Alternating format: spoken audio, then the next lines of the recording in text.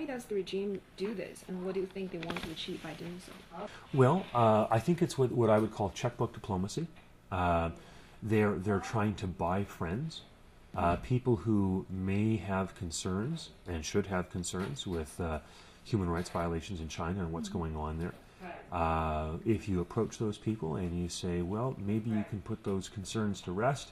Look, I'm going to show you a bright, shiny face of China with a 20-some-year-old woman who's well-dressed and speaks great English and offers you a lucrative business deal and, maybe some fun and karaoke and, some dancing and who knows what when you're over in Shanghai and you stay in a 5-star hotel. Well, all of a sudden those concerns, maybe they fade away and move from the front of mind to the back of the mind. And I think that's exactly what they're up to, and I think, frankly, they're successful in some measures, and it's quite sad. So, do you think they want to try to influence the Canadian officials and make them to say what the CCP want to say on some issues? Absolutely. Yeah. I don't doubt that. I think their objectives are to probably bury criticism of the regime, and also, if they're lucky, get somebody who's actually somebody who praises the regime. Right?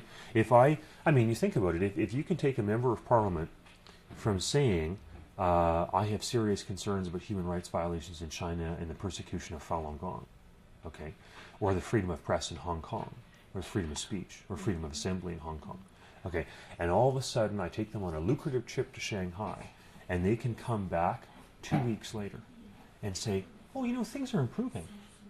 Things are going pretty well. The Chinese economy is growing really well. I think it was fun over there. I had a great time. It's modernizing. It's progressive.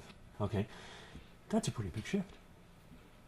And to think that a trip worth $5,000 can do that is sad. It's very sad.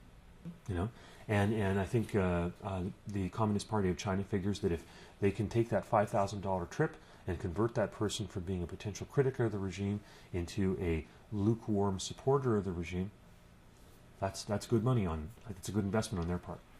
And then you have to figure out how many chopsticks have to be wrapped to pay for that $5,000 trip.